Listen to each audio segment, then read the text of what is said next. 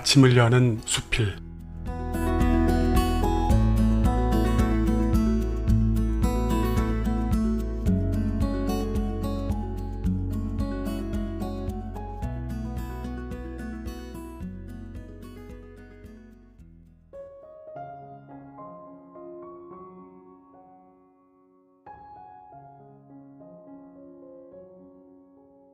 골목길. 김철우. 오래전 내가 살던 상도동의 집 앞에는 골목길이 있었다. 폭은 5m쯤 되고 길이는 100m쯤 되는 이 골목길은 집으로 가는 가장 빠른 길이었다. 오른쪽에 있는 골목길은 폭과 길이가 거의 같아서 굳이 돌아갈 이유가 없었고, 왼쪽에 있는 골목길은 폭이 조금 더 넓긴 했으나 키 큰 나무들이 빽빽하게 한쪽 경사면을 차지하고 있어서 낮에도 을씨년스러운 분위기가 나곤 했다. 그러니 어쩔 수 없이 집 앞 정면의 골목길로 다닐 수밖에 없었다. 골목길은 단층 주택들만 어깨를 비집고 서 있던 그 동네에서 꽤 넓은 공터와 맞닿아 있었고, 골목길 입구의 한쪽은 구멍가게가, 맞은편에는 목욕탕이 자리 잡고 있었다. 골목길 안쪽으로는 기와를 이은 비슷한 모습의 주택들이 도열하듯이 자리 잡고 있었는데, 이 길은 밤이 되면 꽤 어두워져서 걷는 내내 가슴을 졸여야 했다. 골목길 입구와 끝, 그리고 골목의 가운데 가로등이 있었으나 가운데 있는 가로등은 거의 꺼져 있거나 누군가에 의해 전구가 깨져 있기 일쑤였다. 어쩌다 가운데 가로등이 환하게 불을 밝히고 있는 날은 어찌나 반갑던지. 그렇다고 이 골목길이 우범지대는 아니었다. 목욕탕 뒤쪽으로 난 여탕 창문 쪽을 기웃거리던 호기심 많은 녀석 몇이 가끔 혼나며 쫓겨나는 일을 제외하고는 서울의 여느 주택가 골목길과 크게 다르지 않았다. 어둡고 긴 골목길을 나는 막연히 두려워했던 것 같다. 초등학교 4학년 때 상도동으로 이사간 이후로 해진 골목길을 걷는 것이 두려워 친구들과 놀 때도 어둑어둑해지는 하늘을 걱정스럽게 바라보곤 했었다. 중학교에 입학해서는 조금 나아지긴 했으나 여전히 두려움이 가시지 않아 젠걸음으로 골목길을 빠져나온 후 한숨을 몰아쉬었었다. 중학교 겨울방학 때는 친구들과 어울려 시내의 도서관을 다녔다. 방학 기간을 이용해 일주일에 2-3번 새벽부터 저녁 무렵까지 경쟁적으로 자리를 지키며 공부했는데, 돌아오는 길은 뿌듯한 성취감에 발걸음이 가벼웠다.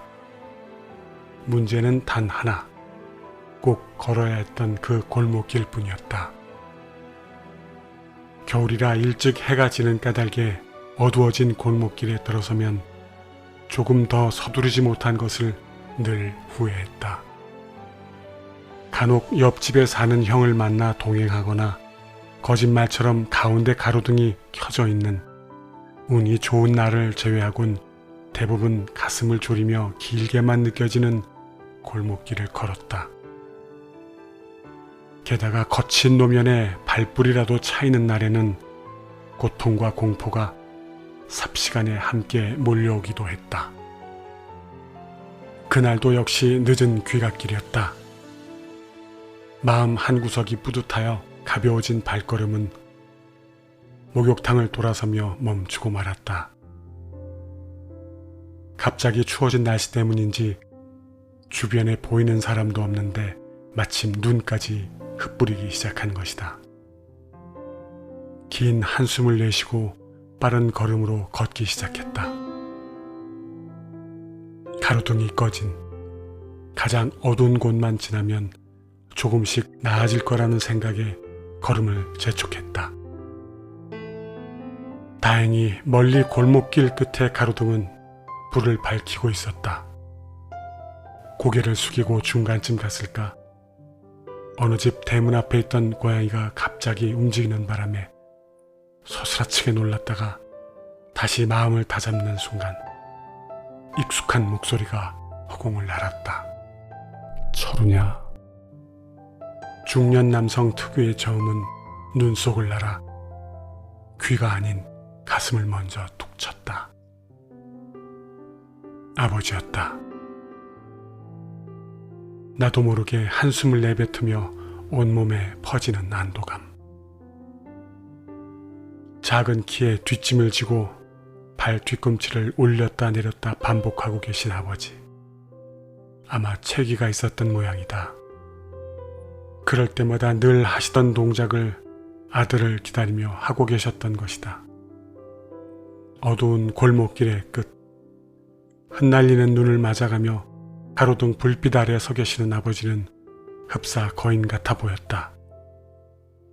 전쟁을 피해 19이란 나이에 부모와 생이별을 하고 오로지 가족을 위해 헌신하셨던 아버지였다.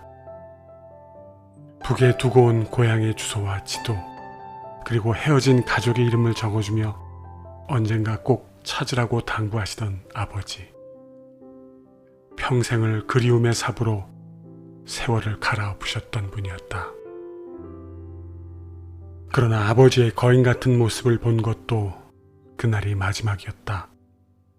봄꽃잎이 하늘하늘 떨어지던 이듬해 봄, 그토록 보고 싶어 하던 부모와 형제들을 보지 못하고 생을 달리하셨다.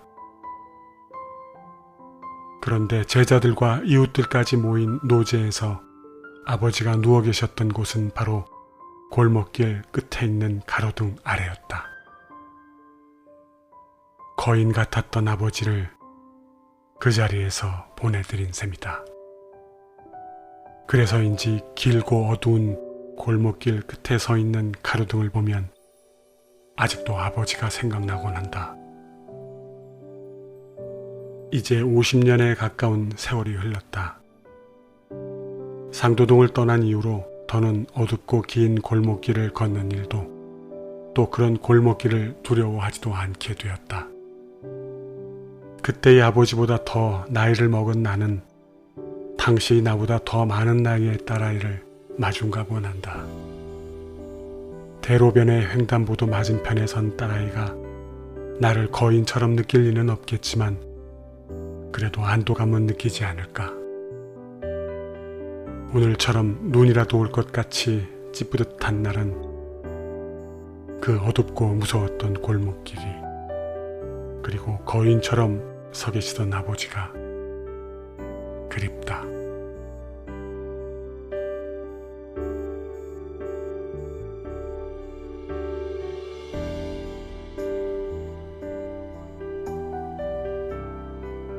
매주 월요일 아침에 새로운 수필 작품을 소개하는 아침을 여는 수필은 김철우, 이명옥 수필가가 진행합니다.